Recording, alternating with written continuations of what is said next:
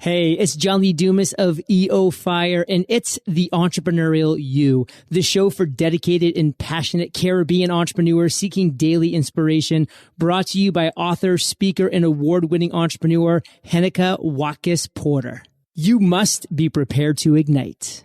The thing that I always keep going back to is when you're an entrepreneur, you're sort of inventing everything for the first time. And we like to say that, we go to the University of Google and YouTube and teaching ourselves how to do all of these things that we didn't expect to have to be experts in. And so finding a way, at least this is what I do, being able to congratulate yourself for the continuing searching, I think is just enormously helpful, because if you wait until you have achieved competency in everything you need to in marketing, in sales, in all of the aspects of running a business, it's just exhausting. So congratulating yourself on the journey, I think is a really helpful move.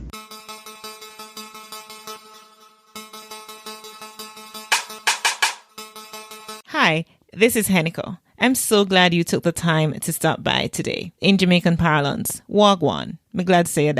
This episode is sponsored by HenekaWatkis-Porter.com as well as the Jamaica Stock Exchange. Now on HenekaWatkis-Porter.com, you can visit us for blogs, resources, books, online podcast courses, podcasts, and more. If you are new to the Entrepreneurial You Podcast, be sure to check out past episodes with guests such as John Lee Dumas, Patrice Washington, Seth Godin, Richard Branson, Amy Porterfield, and a host of other game changers.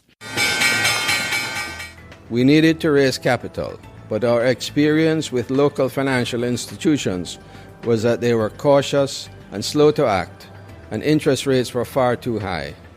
We had real concerns about financing our business through outside equity investors and the possibility of interference.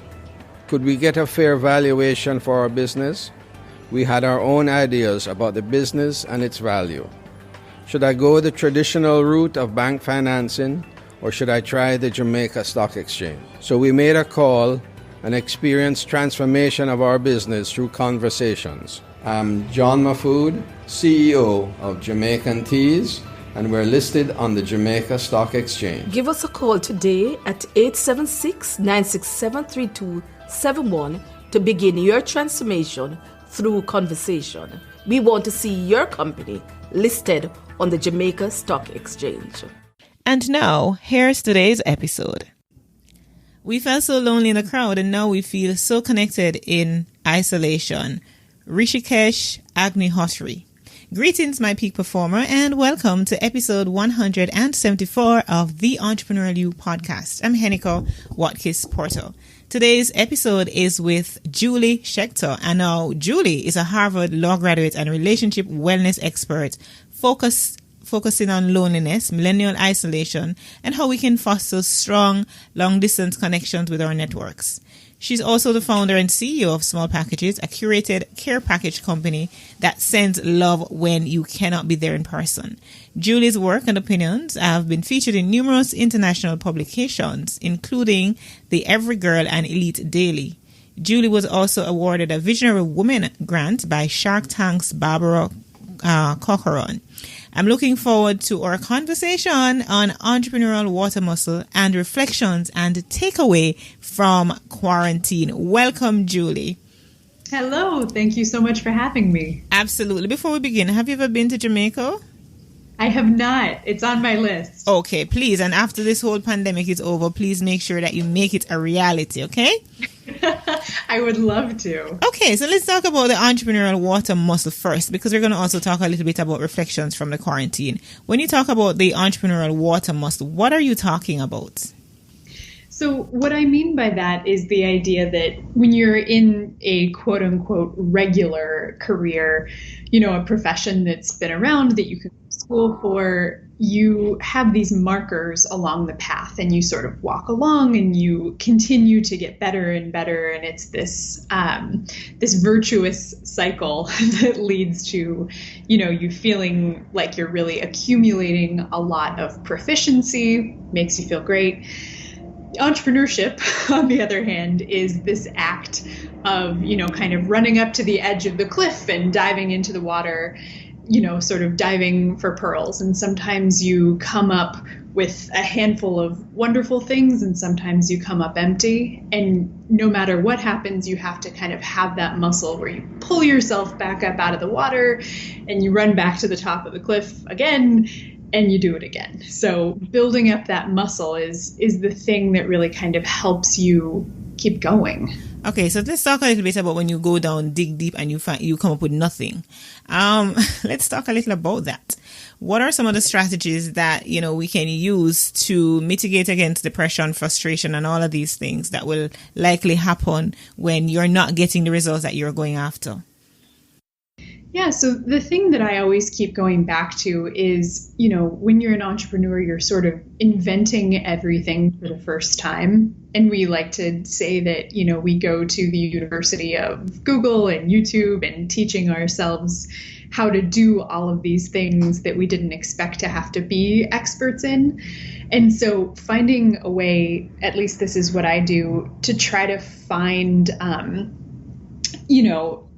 being able to congratulate yourself for the continuing searching, I think, is just enormously helpful. Because if you wait until you have achieved competency in everything you need to in marketing, in sales, in all of the aspects of running a business, it's just exhausting, right? So congratulating yourself on the journey, I think, is a really helpful move. Mm-hmm. And you talk about congratulating yourself on the journey. Like, talk to me a little more about celebrating your wins too, because sometimes we're just on this treadmill and we're going, and we're getting somewhere sometimes, but we don't sometimes stop to celebrate. Talk about, the importance of celebrating the small wins. I think one thing that's really helpful about that is keeping a journal of what you do every day. Because as you say, we're on this treadmill, we go in one direction, that doesn't work, we go in another direction. And it's really easy at the end of the week, at the end of the month, to feel like we look back at what we've done and we've only taken 2 steps forward when we feel like we should have taken 10. But when you're actually keeping some sort of account of what you've been spending your time on, you're able to go back and see, like, all right, well, I tried all these other avenues and they didn't work. That really actually means I'm crossing things off the list, right? Like, we're only one good idea away from success most of the time. And so being able to celebrate the fact that you're looking back and seeing that you have come so far is just, it's so crucial. And on your own entrepreneurial journey, Julie, what are some of the high points and the low points that you have personally experienced?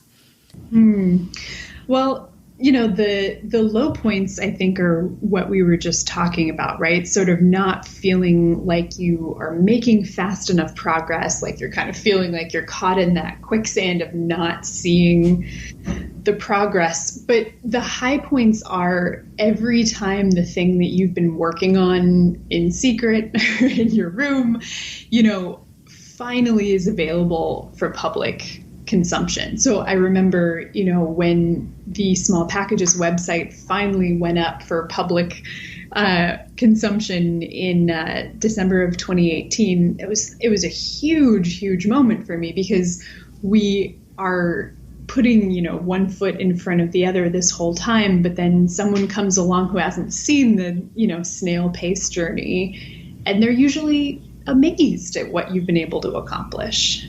So if you could give a piece of advice to any person wanting to enter entrepreneurship, what would that be? I think it would be to cultivate what I like to call your personal board of directors, which is kind of a silly term. But what I mean by that is, just like every company has a board of directors, having folks that you can turn to for advice that don't have an agenda for you. So sometimes it's family members, and sometimes it's good friends or other people who have kind of walked a similar path as you have.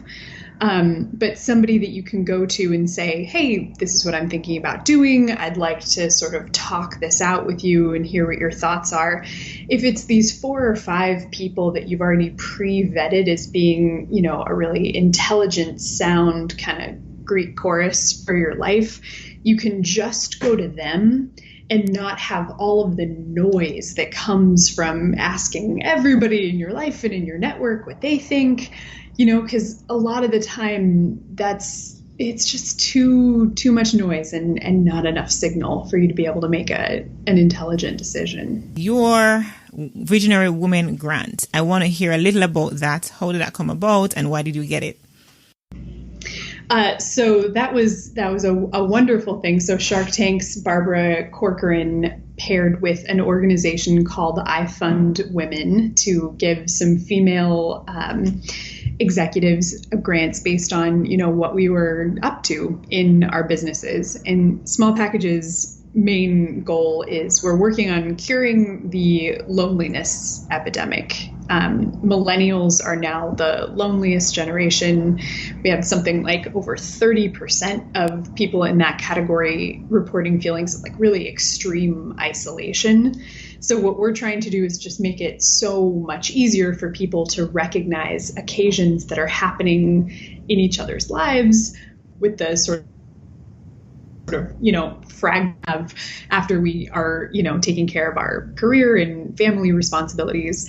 So that's what the award was for, with just the social mission behind the company that we're building. Oh, nice. And so what is causing all this millennial loneliness and this isolation?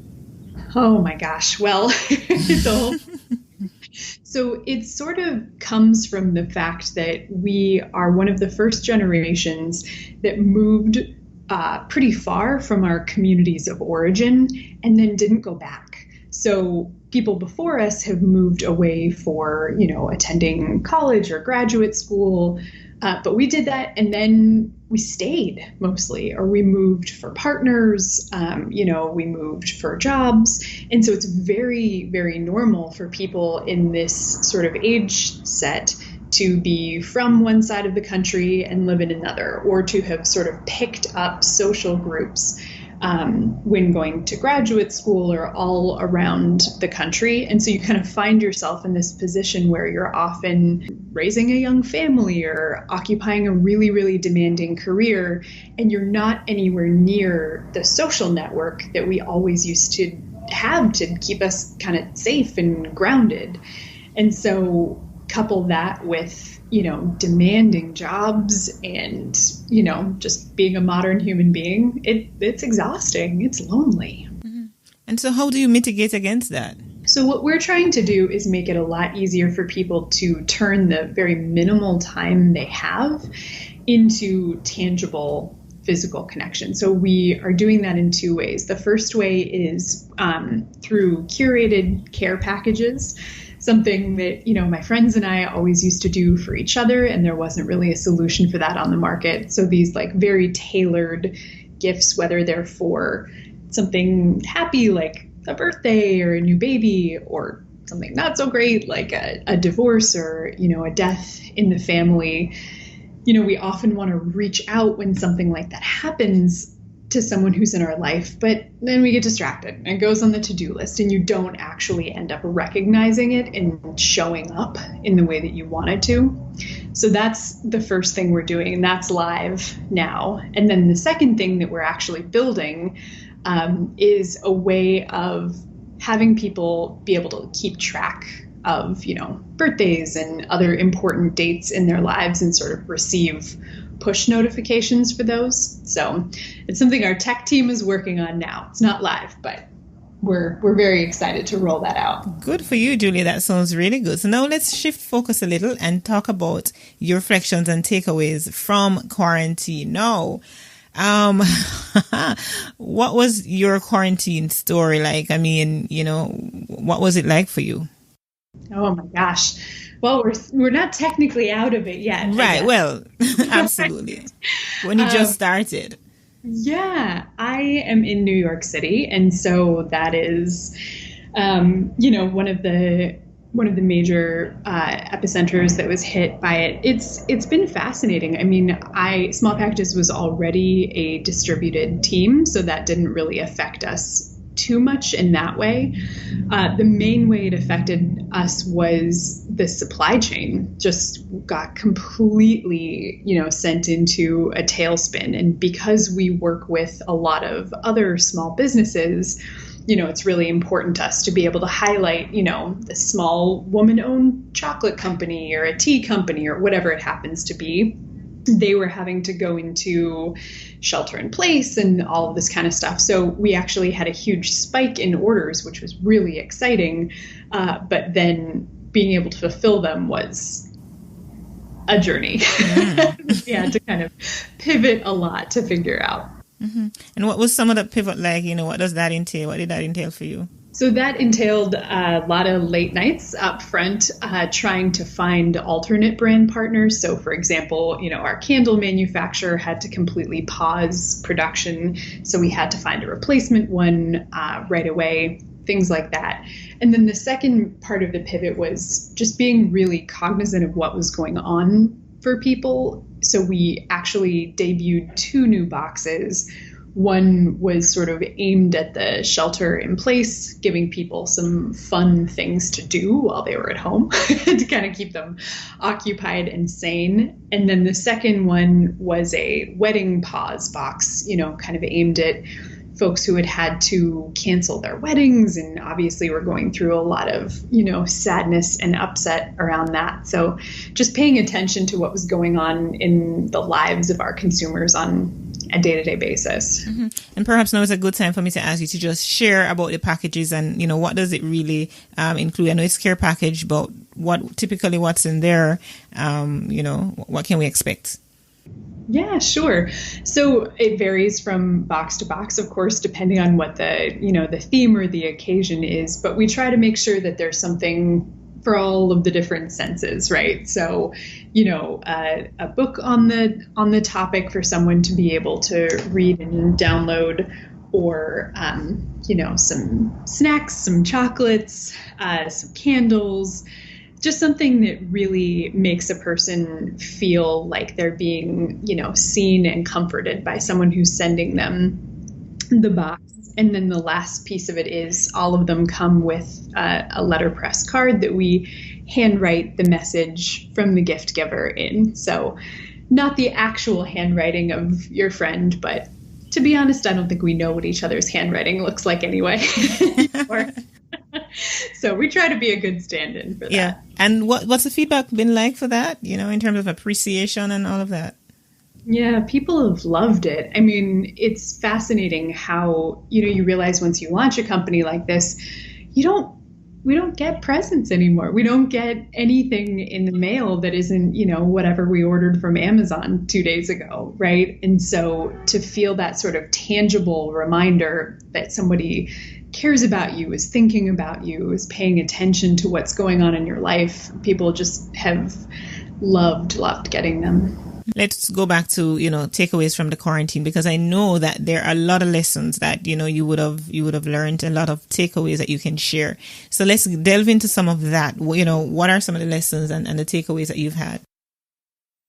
I think the main one has been that communication is always the answer to everything. I mean, we were able to get through that supply chain problem that I mentioned before by reaching out to our customers and just letting them know what was happening. If we had sort of let our lead time for fulfillment go into, several weeks and not said anything, obviously we lose an enormous amount of trust there.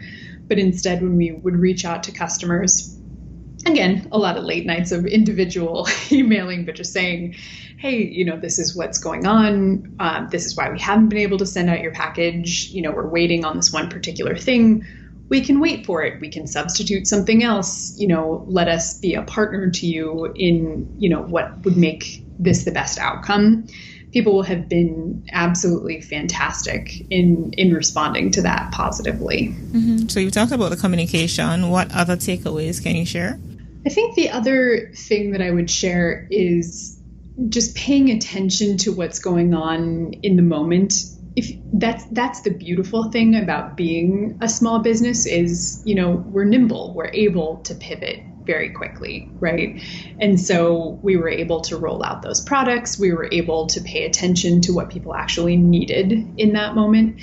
And I think that is going to be not just our saving grace, but the real competitive advantage going forward.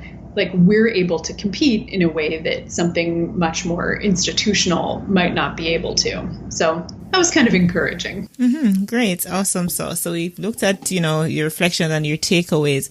I want for you to share, Julie, at this point, just your final wrap-up thoughts as, going forward. How do we continue to heed the lessons and, develop our muscle, or water muscle, as you put it, or entrepreneurial water muscle? Just your final thoughts and share things that, perhaps is on your heart that we never discussed before.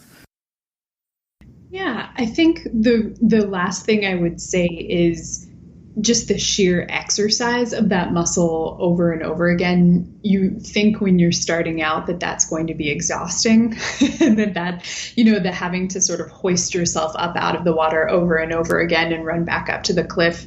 It's sort of a silly metaphor, but having to do that over and over again is going to be so exhausting. And I think the opposite ends up being true. The more and more you do it, the stronger you get, the more you see it as your competitive advantage, as the thing that makes you stronger, the thing that makes you able to outlast everybody else.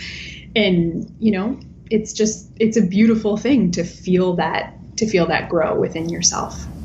Absolutely. Thank you, Julie Schechter. So, Julie, how might my listeners be in touch with you? Probably the easiest way is just to head to our website, which is smallpackages.co.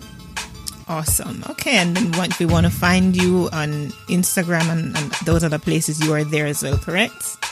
Yes, absolutely. We're easy to find on Instagram. That's our platform of choice. Oh, awesome sauce. Thank you, Julie Schechter, for being part of the Entrepreneurial You. I totally value your time and appreciate you for that. All the best in your onward journey. Oh, thanks for having me. Absolutely. And thank you, my peak performer, for tuning in to this episode with Julie Schechter. I look forward to connecting with you next week. In the meantime, of course, you can go grab my book at Amazon. Well, you can grab it on my website, Watkis-Porter.com, or you can grab it on Amazon.com. The podcast called The Quick Start Guide to Launching and Leveling Up Your Brand. Now, if you want to learn how to start a podcast, why you need to start one, and all those things, that's the book you need to get. So hurry and go get it. This week, my point of hope. This is how God showed his love among us. He sent his one and only Son into the world that we might live through him. 1 John 4, verse 9. Walk good.